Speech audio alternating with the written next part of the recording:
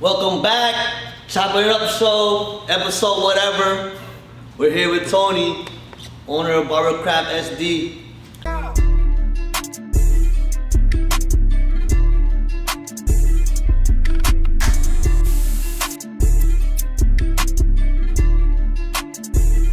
For the viewers out there watching and listening on the podcast right now, I guess, just give a little quick overview of the shop, and why you chose this location here. So the shop has like an urban feel. Subway tile walls, concrete floor, definitely urban feel, especially in the downtown city of San Diego. And I chose this particular location, and it was a struggle because we were looking at a lot of different locations throughout the downtown area. So it was all mostly downtown though? There was some downtown. There was one in Point Loma. There was a couple in Mission Valley. But I wanted the downtown area.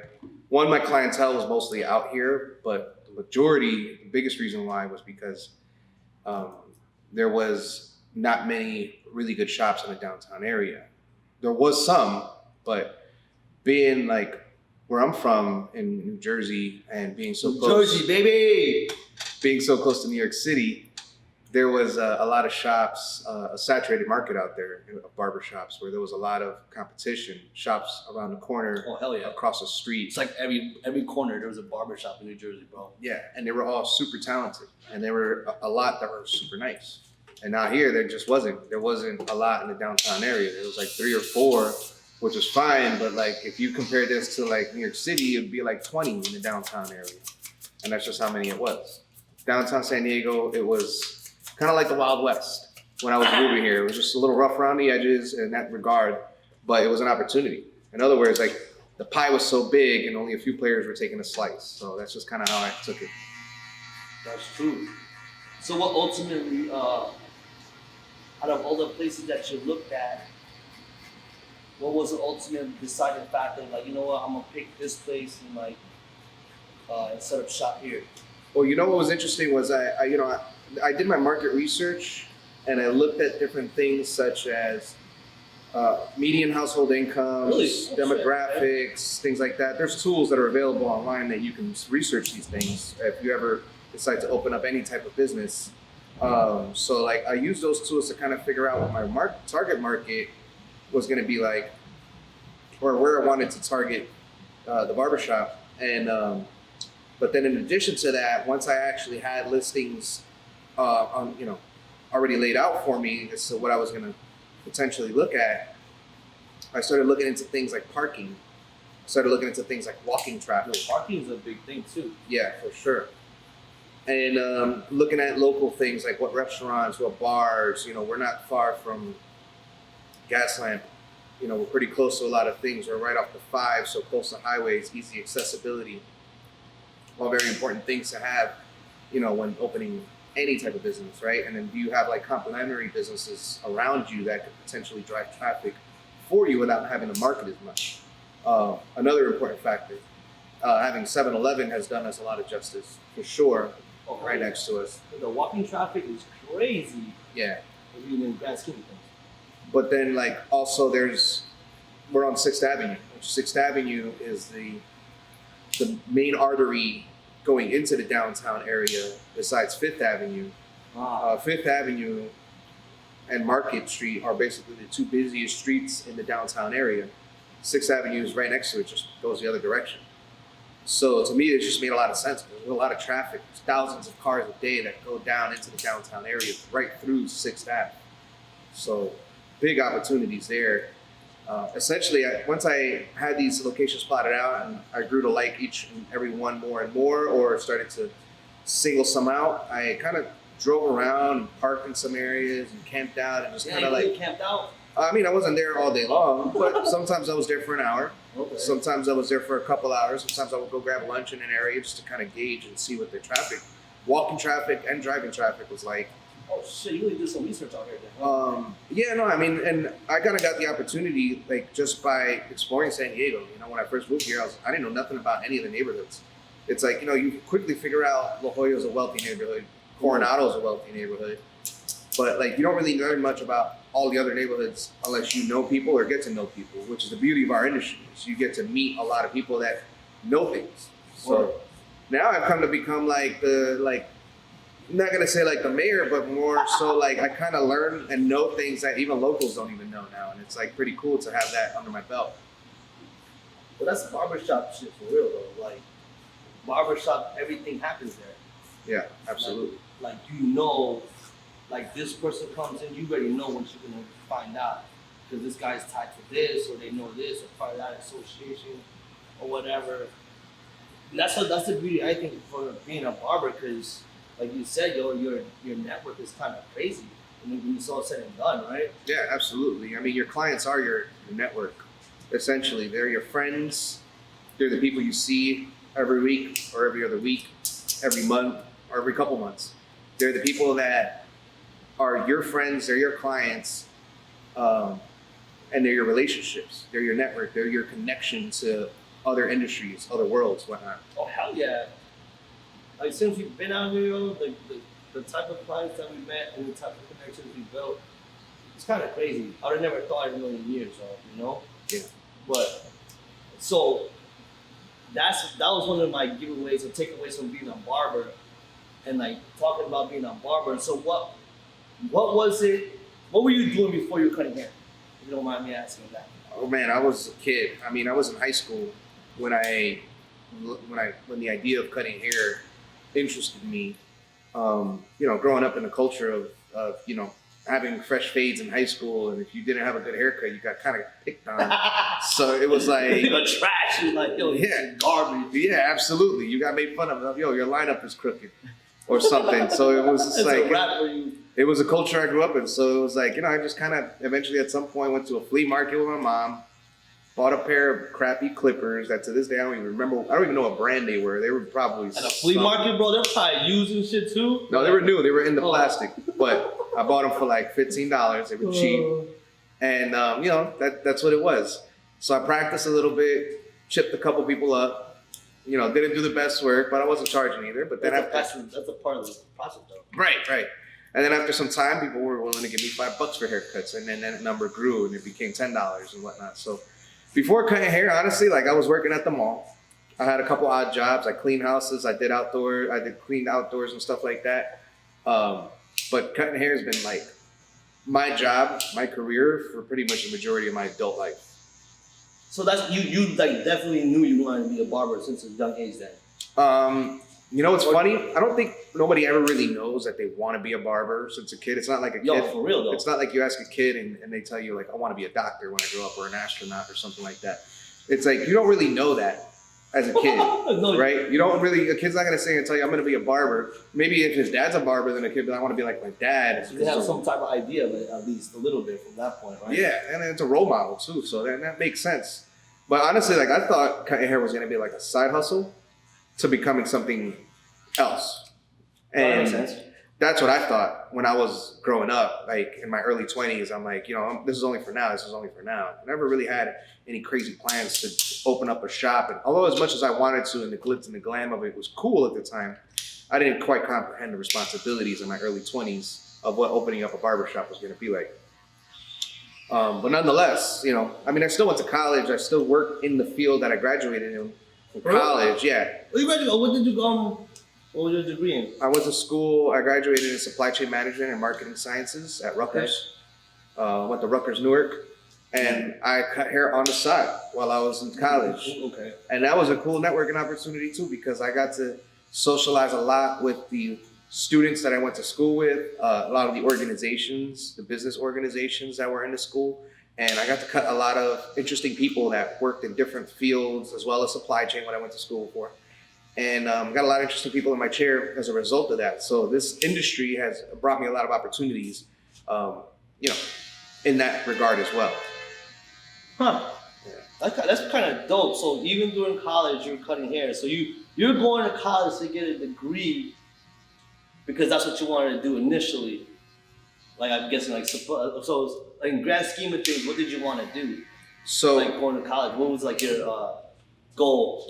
After you get the degree. That's a cool story. What's funny was that I was cutting hair at the barbershop I was at for a long time, I had a client of mine, and at the shop I was, managing some inventory, some things like that, and I always had an interest in like managing inventory, managing things, and whatnot. And like he was like, it seems like you would take an interest in supply chain, and that's kind of how That's what the barbershop guy said? There was a client Oh. that he had recently graduated. He started working in the field, and I took a lot of interest in what he was doing, and he also basically relayed that interest onto me in the sense that like, you seem like you would have a great interest in that. A lot of those skills that I've learned could transfer into the barbershop. And I was just like, really? Get out of here. Let's see. So it was a lot of like process improvement and things like that and whatnot. So I was just like, all right, let me look into this more. So I did. And then I kind of like I was going to school already. I graduated with my associates in business management. And then like, once I started to hone in on the different facets of business, because, you have accounting, you have finance, you have marketing, and then you have supply chain nowadays, which used to be called logistics. And I was like, all right, let me get into this. This is interesting. I actually took an affinity for it. And I applied for Rutgers. I got in, and I went to school for it, and I did well. I graduated and worked in the field for 3.5 years, all still cutting hair throughout the entire process, all of it. So cutting hair was always a side hustle. So when did it become like, all right, it's gonna be my main shit? I was working in the industry I was working in for 3.5 years at the facility that I was working in since the very beginning for those 3.5 years. Mm-hmm. And I grew to a point where I felt like I wasn't gonna be able to grow up unless I went to somewhere else. And it was like somewhere else pretty far, because they were always telling me like, there's growth in the Midwest. And every time I visited the Midwest, because at some point, it was like Kansas and shit? It was Ohio. Oh. But like, nothing against Ohio, but fuck. Nothing against Ohio. Actually, Ohio's really cool, but I wanted to be coastal. Okay, that makes sense. I wanted to be coastal. I wanted to be like Florida, New York, even Virginia would have been cool. California, Texas, somewhere by the water. But yeah, it didn't work out because I didn't want to go where they were trying to send me to. Okay, that makes sense. And in my facility, like the general managers, the managers, they weren't going anywhere. So it would require for one of them to leave in order for me to get in their position. So it was kind of like a top-heavy situation, and I wasn't really going anywhere. And it got to a point where my operation was kind of like on autopilot. It was kind of running itself. It was doing well. I was getting people promoted. People were stepping up and taking up responsibilities that I once had. And I was like, cool, and I get to like do other things. They were sending me out on operations for like peak seasons for it was a kids clothing line called Gymboree. Oh, so I know that, yeah. Yeah, so I went there at their facility. It was an e-commerce facility in Ohio, and I went there to help out just 1 year, help out with like bottlenecks and anything that was holding back their operation. So you stayed in Ohio for 2 months. Okay. So I helped them throughout their season, and it was a cool ass experience. It was dope. I got to learn a lot. I also got to apply a lot of the things that I had learned already with helping out with bottlenecks. And it was all like process improvement. Like basically you see boxes coming down the line. Guys are like picking off the boxes, loading it on the truck a certain way. And it could be faster. It could be done quicker. So you just kind of look and observe and just try to figure out how to make things faster, how to make things run more efficiently. So essentially, that's basically what my job was, just making sure people were doing their job, first of all, because that's essentially what supervisors and managers have to do.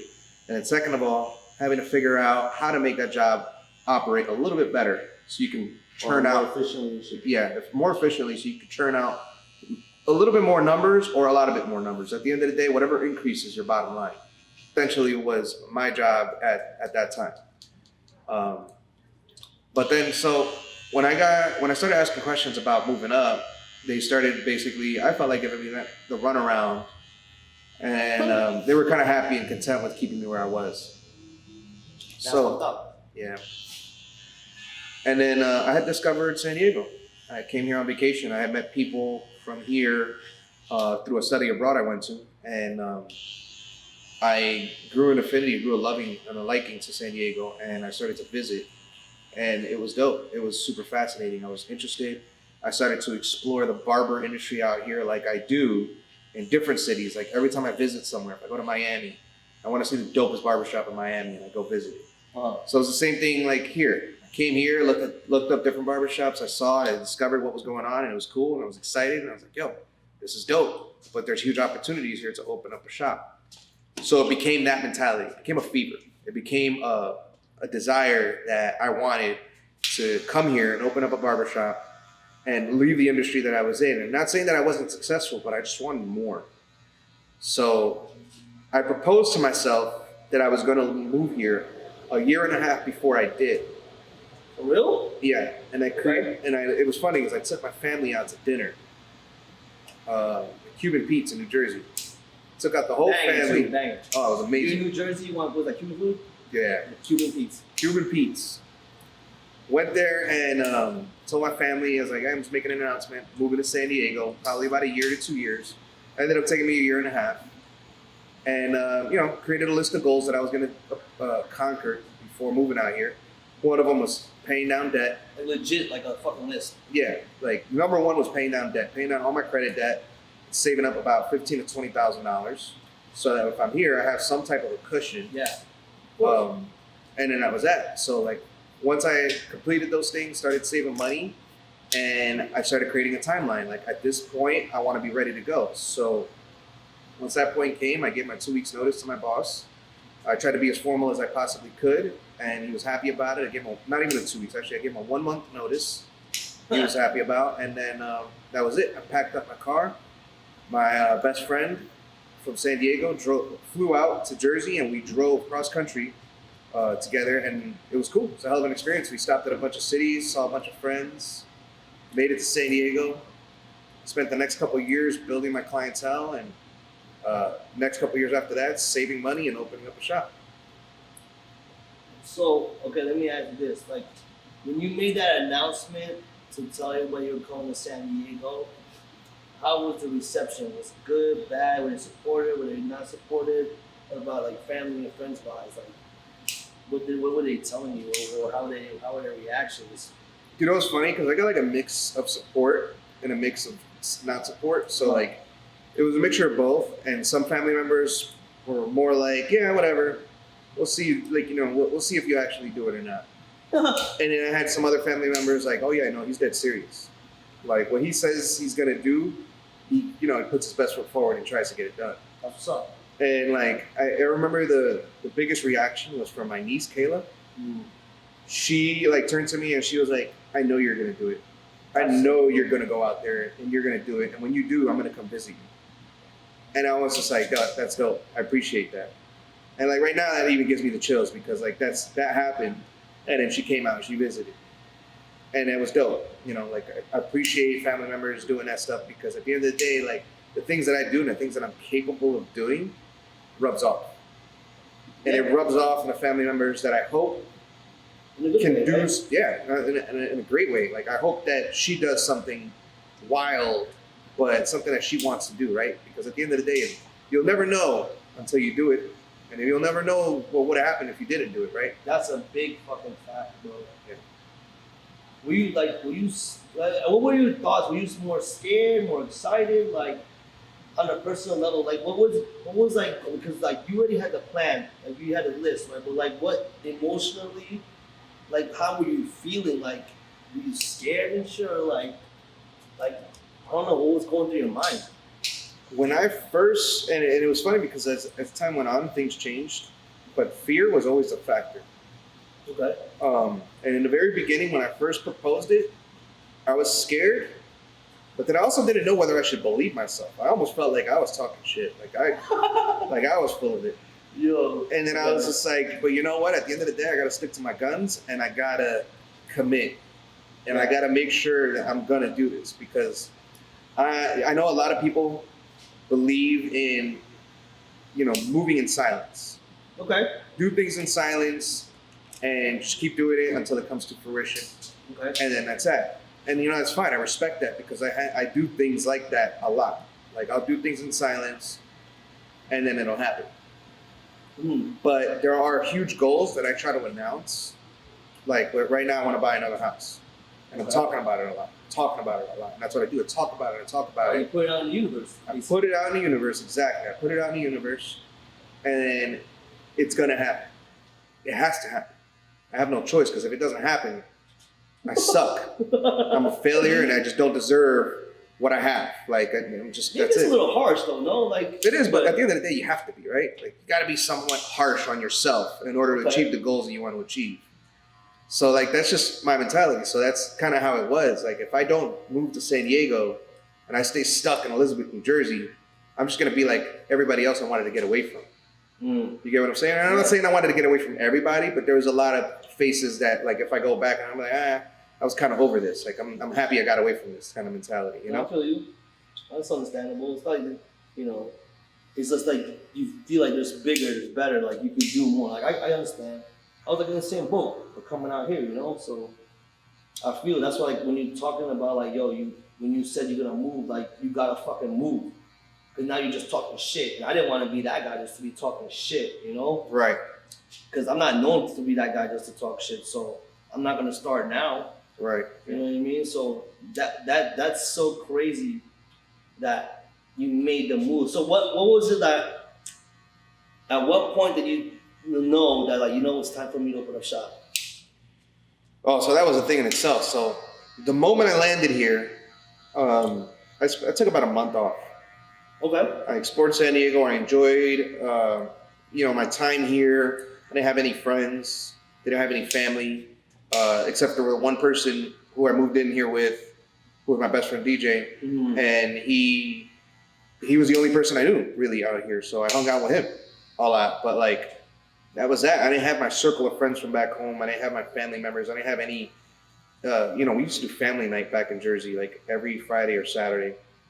And like, I don't have that anymore. I don't have that support group. I don't have the familiar faces every day. So it was weird. I was in a funk, that could happen because the routine is like messed up too, you know? Yeah, I was in a funk. I mean, it was a good funk, but it was like a situation where I'm like, I have to take this day by day and focus on what's next. And, at that point, since I had so much time on my hand, I just started putting together my business plan. And it was like a rough draft. And it was like a lot of Google searches on what business plans look like, what business plans for barbershops or salons look like. Oh, you really Googled that shit? Yeah, literally just Googled a bunch of them. I ended up with like 2 or 3 sample ones, and then a couple other ones that had nothing to do with barbershop, but just had nice structure.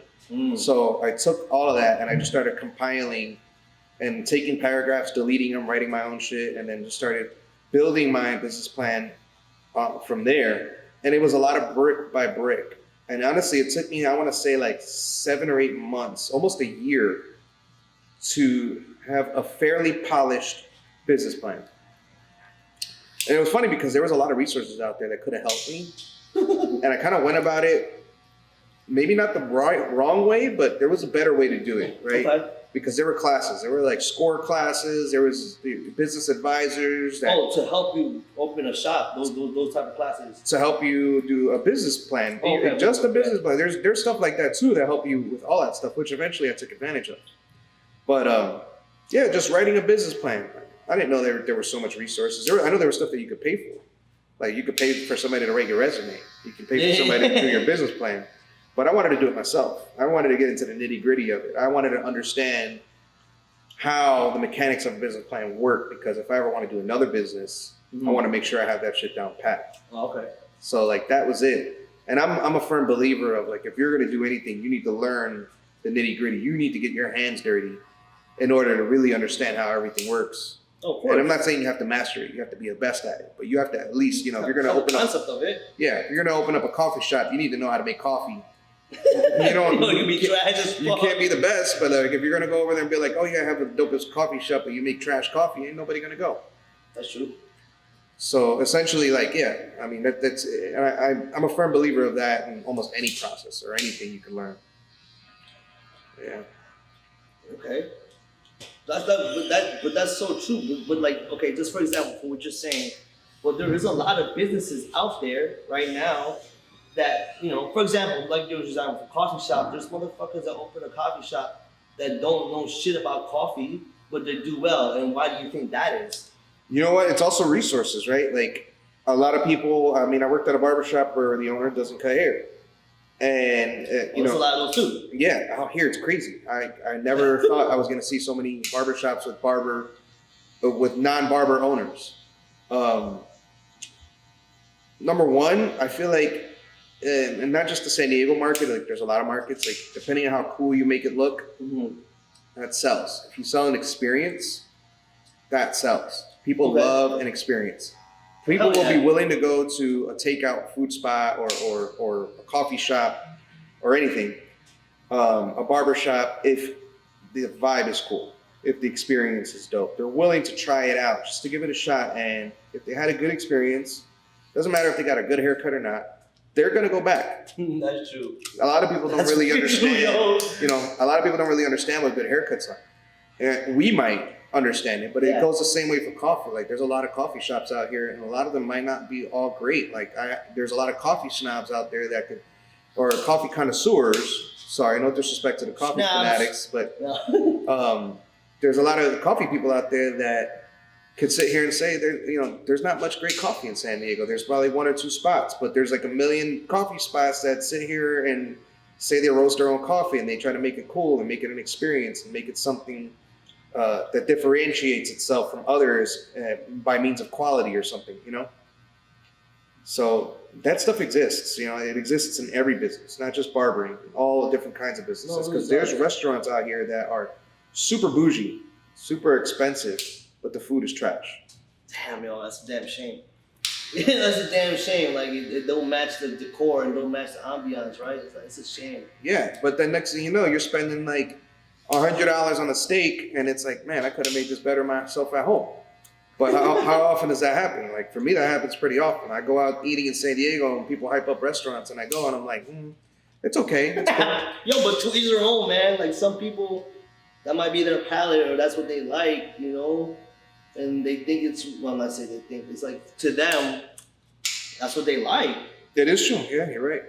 You know what I mean? I mean, but hey, but if something is not good, it's just not good, you know, in general, too. Like, you will know, honestly, at the end of the day, when it comes down to it, though. So, I mean, it's like that's the thing with a haircut, yo. Because people don't know enough to determine or distinguish what a good haircut or a bad haircut is, because I think Instagram really fucked everyone's fucking view on what a good haircut is.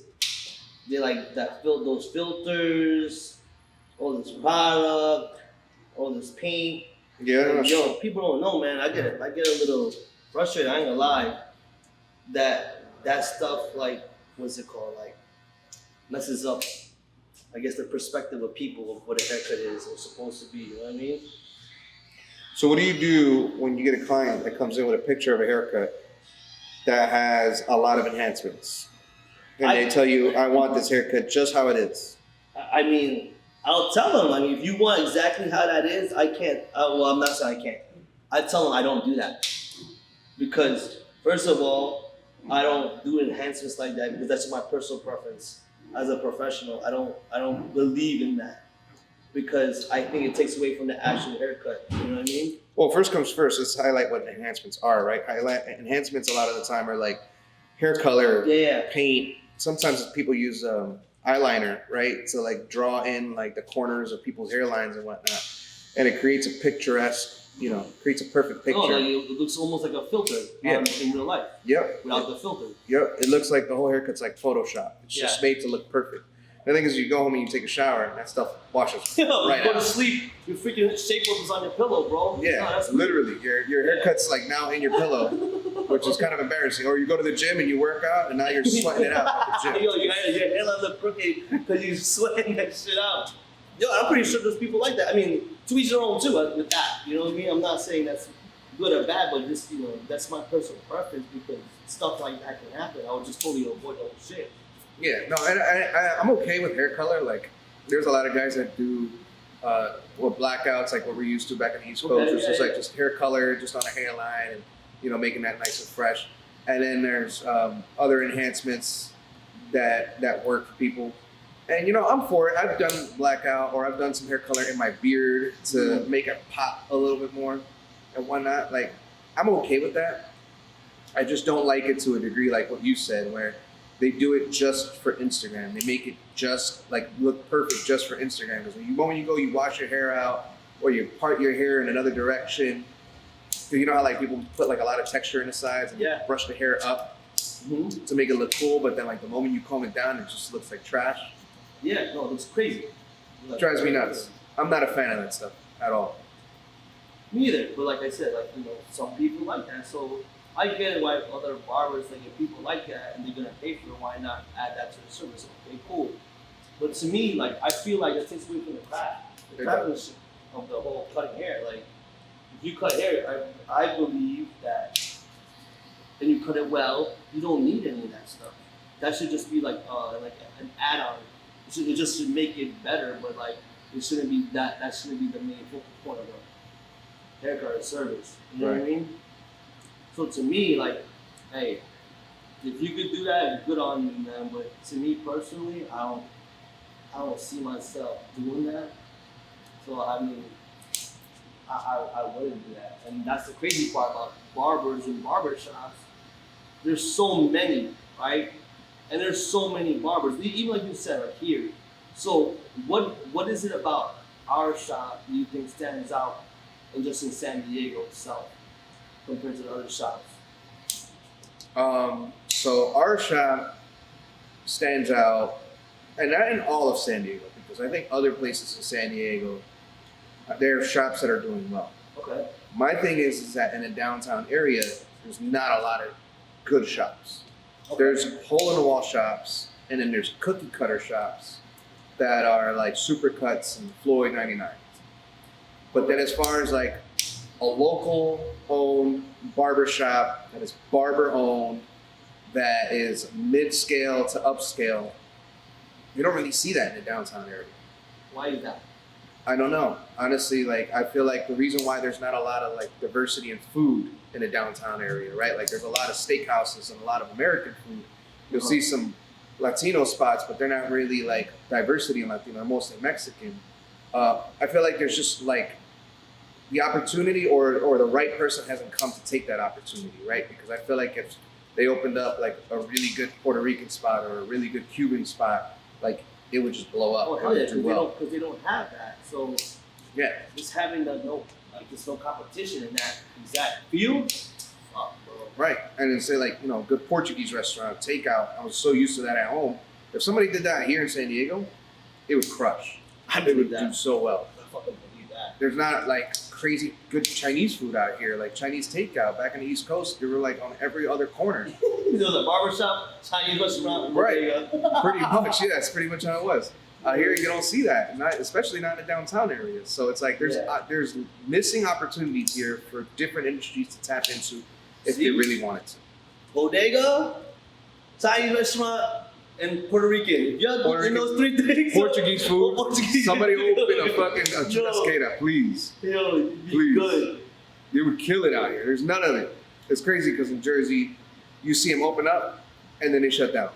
Because there's like the established ones, like in Elizabeth, where I'm from, you have Valences and Algarve, and they're like literally a block away from each other. Literally a block away from each other. And these two places have full-blown restaurants, full-blown takeout locations. They have venues for like Sweet 16s and other things like that. And they're only a block away from each other in Elizabeth, New Jersey. You don't see stuff like that out here in San Diego. It's kind of crazy. But that's crazy because those two do this almost mirror images of itself, but Pretty much. so successful and able to do that still. Yeah. That's what I don't understand. I'm like, how is that possible, yo? Yep. But I mean, I get it. It's like that because the choices are limited, right? And then on top of that, I guess they do really well for what they do. Yep. You know what I mean? But damn, that's crazy because I came out here thinking because there is variety here. There's choices, but then the variety, the lack of variety, there's a ceiling, right? It doesn't, I guess, like go too far, like you said, like if the majority is gonna be Mexican food, but then again it just stops. Right there. A big drop off of like other stuff. Yeah. Which I feel like like you said, that's a perfect opportunity for anyone who are doing other things to come in to do that shit. Yep. But so as an owner, I know going into this, you knew there was gonna be some problems becoming an owner of a shop. What what were those plans that you foresaw and actually seen, or there's any ones that you didn't account for that you hit, like obstacles and stuff like that? I mean, there was always challenges, and there was challenges that I didn't really understand, and obviously didn't foresee. Mm-hmm. Starting this off was like trying to get funding, and I applied for an SBA loan. Okay. And that was a process, was trying to figure out who offers SBA loans and how to get them. And then understanding how SBA loan works, because you have to have an injection, which is basically like a down payment. Oh, okay. So you have to have a down payment for your loan, for a non-collateralized SBA loan. And then like, coming up with that number was a thing.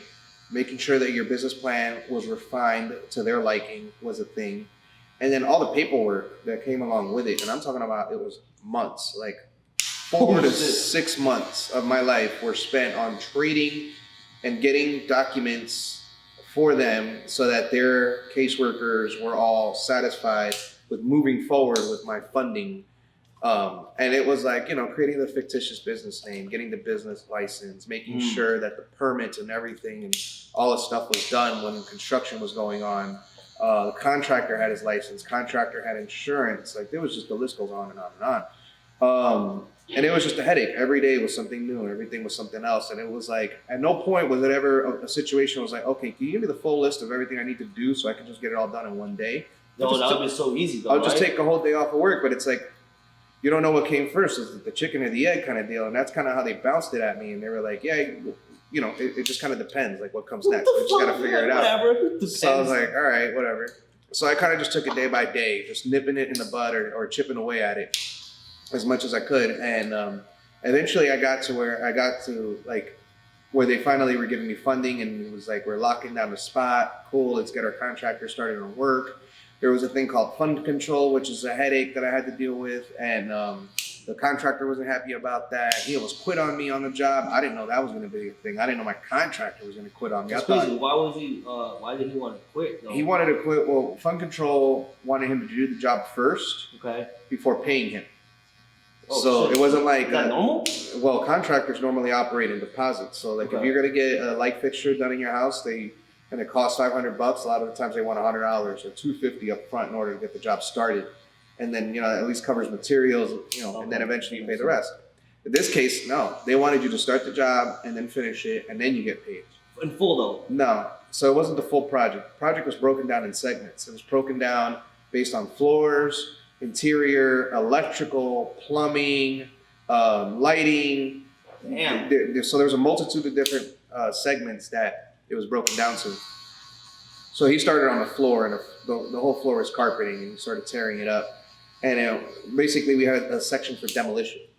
And then since we started the demolition part, once he finished tearing up the carpet, he was able to collect money on it, and he collected his money on that. And then he started sanding it down. He started laying down the epoxy, laying down the paint and everything. And every time he finished the job, he got paid for it. He didn't get paid immediately. You got to pay like a week or two out, because that's how much of a headache it was. And he would get upset with me. He's like, why are they not paying me when I need to be paid? Like, I finished the job. Why are they making it such a headache? And it's like, it is what it is.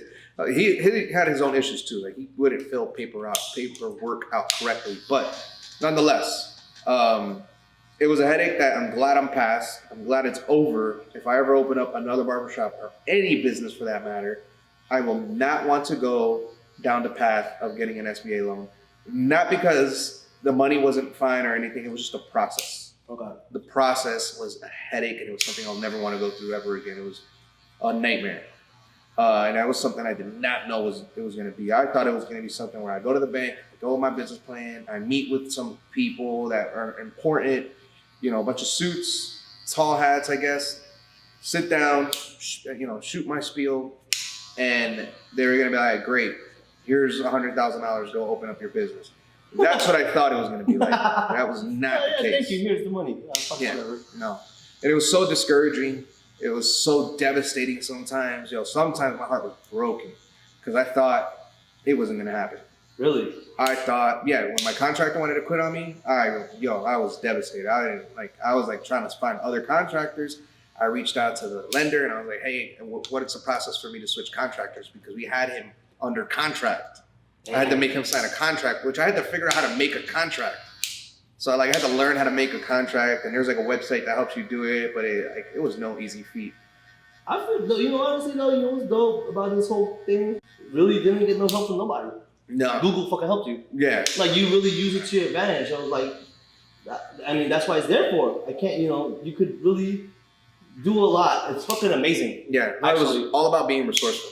Yeah. At the end of the day, I mean, like I Googled the business advisor. You know, it's funny. I had a business owner that pointed me in the right direction. I was at a barbershop here building my clientele, and I had a business owner in my chair, and he was telling me about how he got funded for his business. And I was just like, what did you do? Who do you talk to?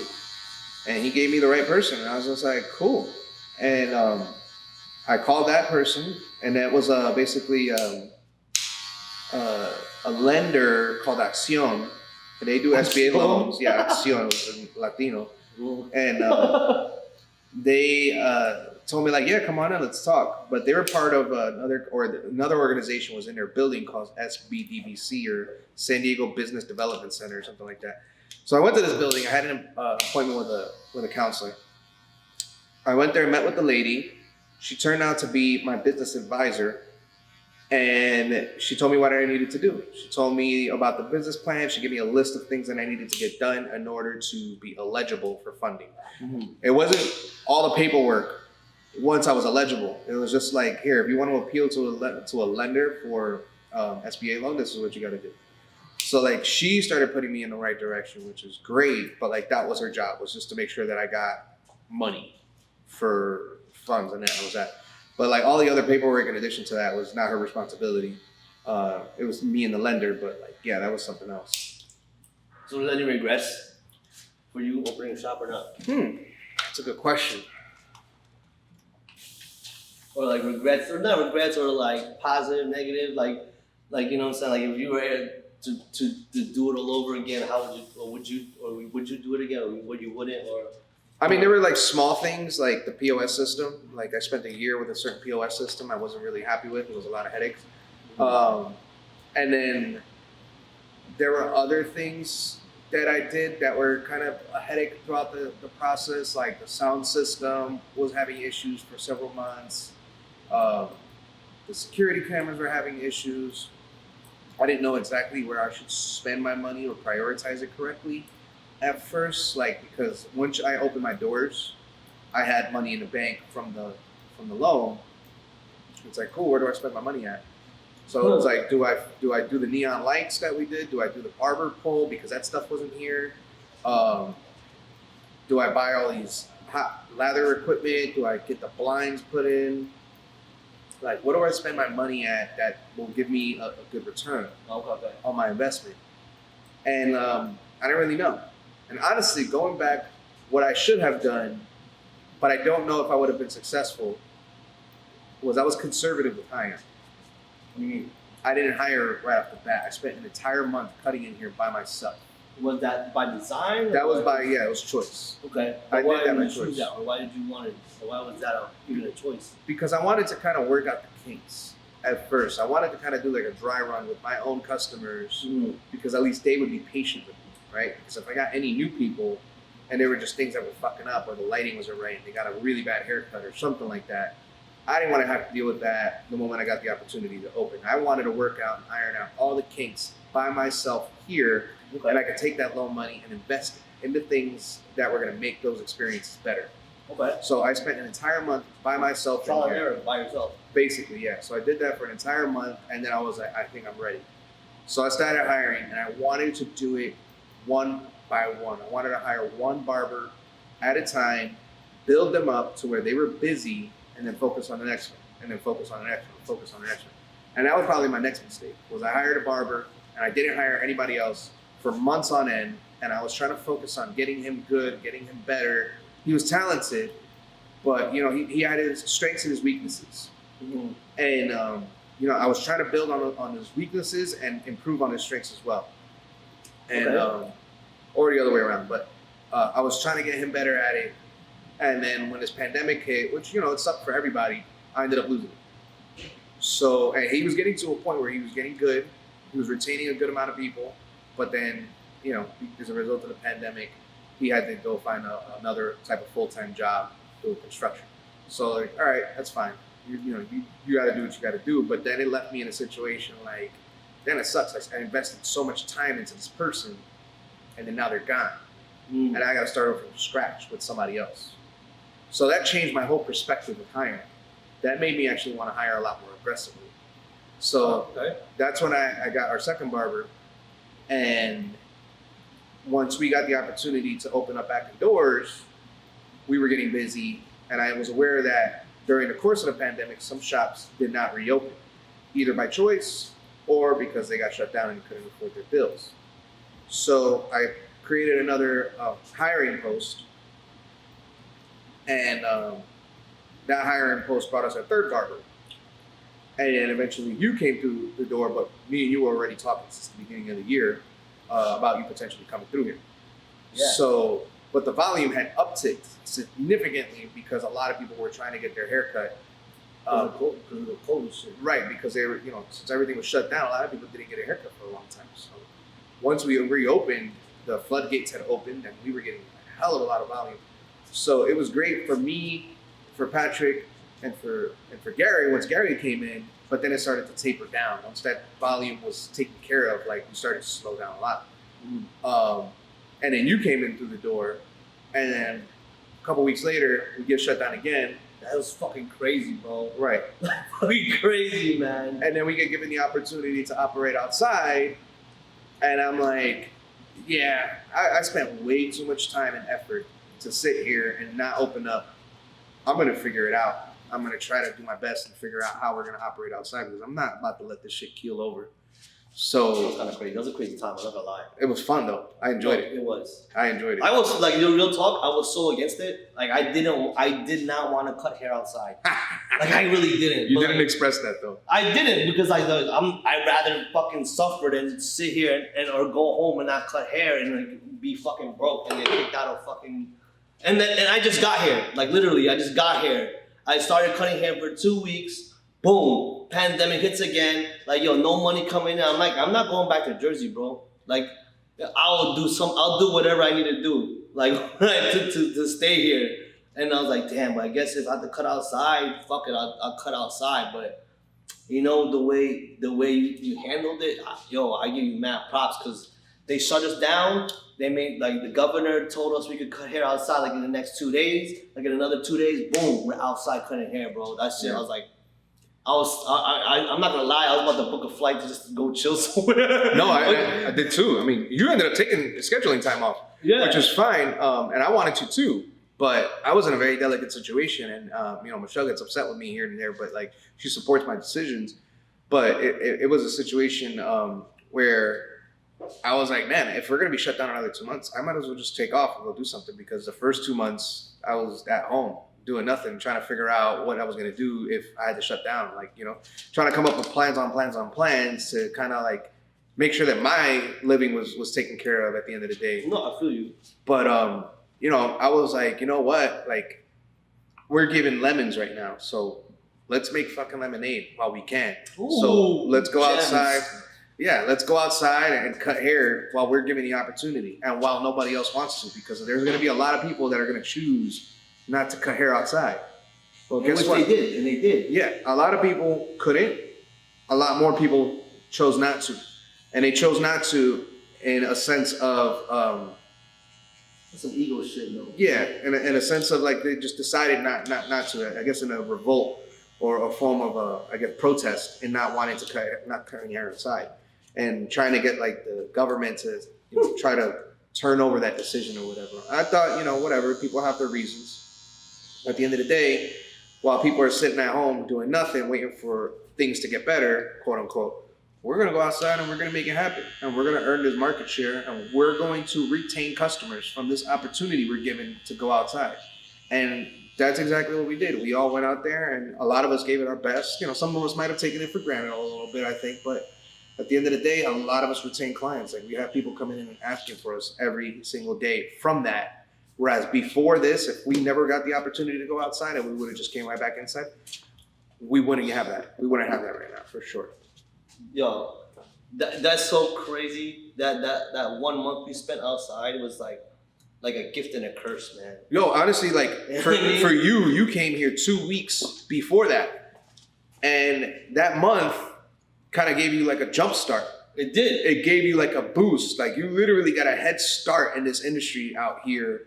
That honestly, if that wouldn't have happened, I don't think that would have happened for you. Like I don't think you would have built like I clientele. said, that's why it's a blessing and a curse, because like literally, we were coming outside. The walking traffic was wild. The driving, the cars passing by, like it was crazy because they would come by, start hogging the horn, like, yeah, good job, guys. I felt like I was like, yeah, good job. No, and it was funny because at first we're like, we're just doing our job. Yeah, we're just cutting hair. I feel like we're just cutting hair. But then it started to kind of sit in with us a little bit more, and we started to kind of realize that we're to some degree, we're the hometown heroes, right? We're out there, and we're cutting hair, and we're doing it for the community. We bust these chairs out. We bust these tables out. We tape down that electrical, which is the pain in the ass of all pain in the asses. But we did it every single day, and we put it all back inside, and we made sure it was all spick and span, and we had books. We had our books booked every single day that we were out there, and it was dope, and the energy was fun. And there was some days where we had to deal with some of the, the riffraff out there, and we had to deal with a little, bullshit here and there. But at the end of the day, it was a very productive time that we were out there, and it was fun. We enjoyed it. Yo, and I don't take that shit for granted at all either, yo. I'm like hindsight, I'm fucking glad that we did that shit. Yeah. You know what I mean? Like it was crazy because, like you said, there's like a lot of barbershops that weren't open. I'm like, yo, man, they're missing out, bro. Yep. They're fucking missing out. And now some of those barbershops are unable to even open up now, like after said and done. You know what I mean? So that shit sucks. It was crazy because there were shops that, like I said, they couldn't. Some shops didn't want to. Some shops came up with a bunch of excuses. Oh, I got nowhere to go. Honestly, my plan A was what we did. It was cutting hair on that patio. Yeah. My plan B was going to be to go to a parking lot across the street. There's an ABM over there. Talking to whoever, the owners and the managers, and trying to negotiate like 3 or 4 parking spots. And then trying to get like a carport, get a trailer, get all this equipment we ended up buying, putting it all in there and saving it for, every day, getting a generator and cutting hair out of a parking lot. And like, legit parking space. Legit parking space. It's like, hey, we're now operating during this opportunity we're given to work outside out of this parking lot. Like, one way or another, we were going to go outside and cut hair. Whether I would have definitely hated that shit. You would have You would have hated it, but at the end of the day, again, a blessing and a curse. Yeah, no, you're right. Right? Because that's what other barbershops could have done. But they didn't do it because they didn't want to. But why do you think that is?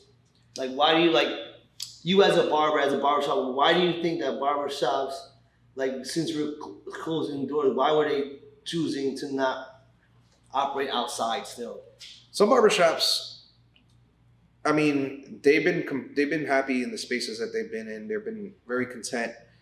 They don't want to work outside. They're it could be complacency. They could be crybabies, whatever.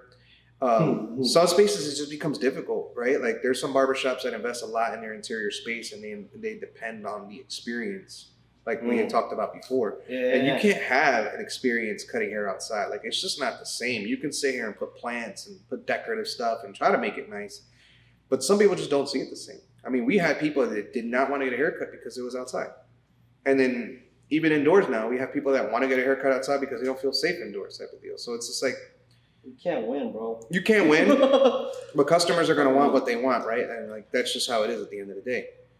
But as far as shop owners goes, like I think you're going to have a little bit of everything, just like in barbers. You're going to have a little bit of everything. People that have really good work ethic, people that have really good hustle, people that can cut dope, that have amazing customer service. And then you're going to have the polar opposites of that. You're going to have people that suck, people that complain to their customers and cry all day, or, have shitty work ethic and show up late all the time and leave early.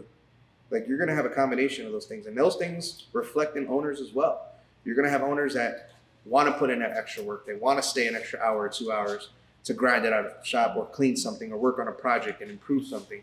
And you're going to have owners that want to come in late and leave early all the time and just let the barbers take care of it and let the shop run itself.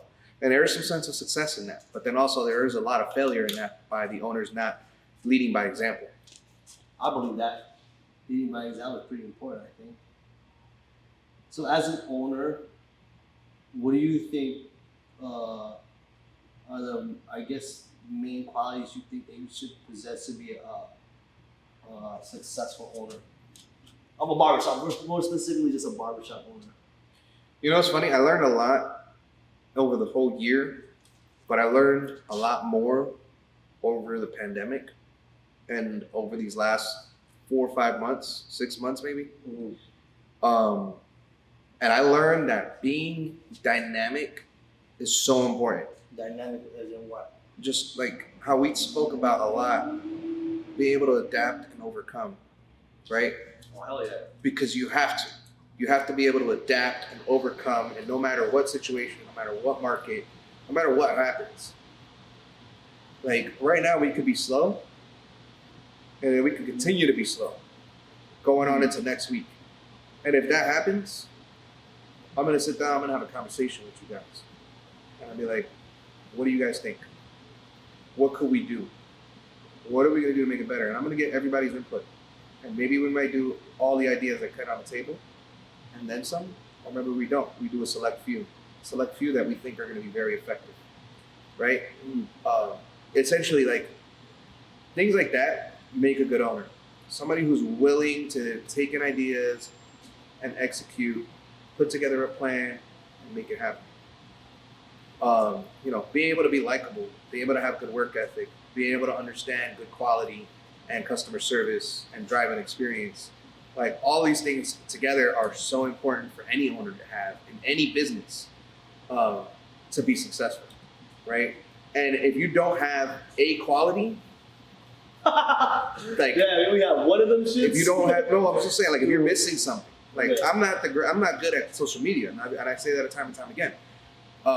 If you're not good at it, cool, learn it as best as you can because that's what I'm trying to do. You know, I research and I learn and I try to study it and figure it out, but at the end of the day, my goal, longer term, is I might want to hire a social media team to help us out, right? Like I might want to get somebody who's going to do some cool stuff that I would never even think of, right?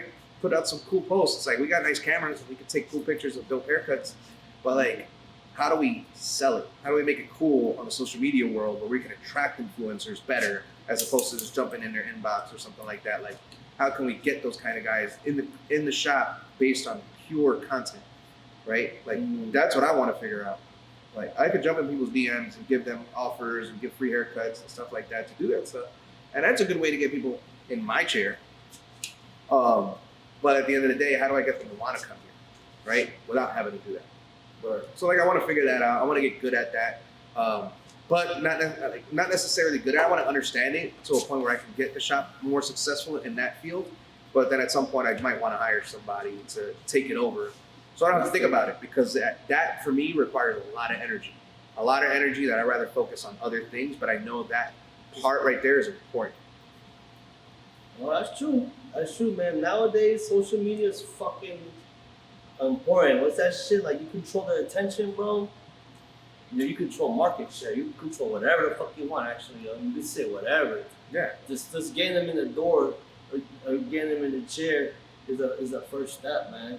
Honestly, at the end of the day, for our stuff, you know. So I me being here as an employee here, yo, like, I really respect your grind, man. Like, honestly, real talk, like, yo, I watch you cut hair and I watch you be the boss and be the leader, and you have to wear a lot of hats. You know what I mean? So for you to tell anyone else if they were to watch this, what would you tell them if they wanted to become an owner or a business owner or a barbershop or any type of one? What would you tell them? Patience. Woo! Yo, it's had a lot of patience. Woo! Instant gratification is a big thing nowadays, bro. Because when it comes to being a leader, whether you're a leader of 1 or 2 or 5 or 50, when I used to do operations, I was in charge of 50 people at a given time. You're gonna have a lot of personalities, and then when you have to work with people day in, day out, and then not just your barbers, but your customers and everything, you're gonna have some interesting characters. You're gonna have people that you're gonna love, and then people you're not gonna love. I'm not saying you're gonna hate them, but they won't be your favorite. yeah, you're gonna have your favorites and your not favorites. But at the end of the day, you got to kind of see people for who they are, and as long as people mean well, that's all that's really important. And I try to surround myself around people that mean well. I could sit here and pick arguments with every single person under the sun, but I choose not to. Like I just accomplish though, right. I'm not going to accomplish anything. I have goals and they have goals, and at the end of the day, if we can align ourselves and coexist and be content, then great. If we can do more than that and become great friends and lifelong friends, then perfect. That's what I want for sure. So, but patience is what harbors that for sure. Patience fosters that kind of mentality. Just being patient with people and understanding about what people want, what their needs are.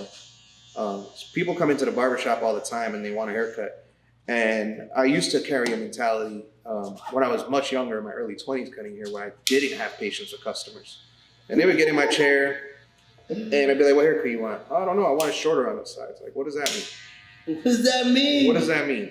You want a 2 on the sides? You want a 3? Like, give me specifics. I want specifics. I want you to get in my chair and tell me I want a 1 on the sides and scissors on top, or Boom, skin fade, and that's it. And that to me is like immediately like, okay, I got it. Let's do it. But at the end of the day, like, good customer service is not that. Like that, you can't do that. You have to realize that a lot of people don't understand the haircut lingo. You don't. And it's a big fan learning that shit. Like, oh my god. Yeah. My god. Oh, especially out here compared to the East Coast. So East Coast, the hair culture is so different. So like a lot of people sitting here trying to be like, yeah, I want a skin taper, This, then a third, and blah blah this, Yeah. and this, and that. Ah, I cool, want the guy. Vegeta haircut. You know what I mean? Yeah. Dragon Ball Z shit. Yeah, I want the Ah, Dragon cool, Ball that- Z shit. Fair enough. Yeah, so like we were used to that back on the East Coast, but here it's so different. It is so different, and it's something that I had to learn and adapt to very quickly. Because when I first I was telling my customers, "You want me to shape you up?" And they're like, "What the hell is that? You don't know what a shape up is?" And I was like, not trying to make them feel stupid, but I was just like, "Really? Come on, guy." But Come on, guy. Come on, guy. Just get it, bro. but Oh my god. yeah, no, it took me a learning curve for sure when I first got here. But it was something that I started to figure out pretty quick. And I was just like, okay, this whole thing is different out here. I need to scale it back a lot and ask a lot more questions. So say, what kind of haircut do you want? Like, oh, I don't know, just want it shorter. Okay, cool. Well, how short do you like it on the sides? Scissors? Do you want it clippers? Do you want, you want me to bring it down to skin? Do you have pictures you want to go on? Pictures are helpful to help drive direction with what you want in your look and things like that. And like good, having good terminology, like saying things like help me understand the direction you want to go in. Things like that are so helpful with the customer service experience. And they're just so thankful. And they're just like, yo, this is great. I love it. Like you're understanding, you helped me figure out what I wanted to do. And, this is great. And that's what gets people to come back, especially that attentiveness. Yeah, because this customer service, man. This is what we do. That's part of customer service, bro. It's like the haircut's just a plus of that. Well, actually, the haircut is what they come here for, but the customer service is a plus. That's the cherry on top. You know what I mean? Absolutely. I mean, you could give a great haircut and have shitty customer service and people won't come back to you. That's a big fact. That's a yeah, man. At that point, that's what I always tell these people, like, yo, we're about quality, not quantity, right? Mm-hmm. Like, you want to keep those people coming back because you gave them one of the best haircuts they ever had in their fucking life. So they keep coming back. Our haircuts are 45 minutes, but I'd rather give the opportunity to people that come back regularly an hour than to give like a lot of new people, 45 minutes. And I'm saying it more in the sense that like, if I get people to come back to me, they appreciate me and they respect me. And so instead of getting a lot of new people that might not come back to me or might not care, I focus more on the clients that I do have and maintaining those relationships. Because at the end of the day, that's what keeps me booked. And when I get new people, I give them the equal experience. But at the end of the day, I find that new people either stay with me or they don't. And a lot of the times, when I get people in my chair, 95% of the time, they're the people that have been sticking with me for a couple years. And they're not going anywhere. And not that it decreases the experience at all. I want to focus on that person more because I want to maintain that relationship more. I want them to be like, he always takes care of me. That is my guy. And that builds references, and those references get in my chair. And those new people, I love getting those new guys. But when I get guys that come in from out of town and never come back, I treat them similarly nonetheless. But I already have it in the back of my head, like they're not going to come back, right? Yeah. So, but there's opportunity with that return regardless. Always tell those guys that come in your chair for the first time and they might not come back ever, like, hey man, drop me a review. If you like the experience, drop us a review because reviews are helpful at the end of the day. But yeah, boy, this is Tony Scissors Hands IG handle. This is Barbercraft SD IG handle. We'll put that shit in the link somewhere later on below, whatever. But that's what it is, man. Episode whatever. Chopping It Up Show with Booby.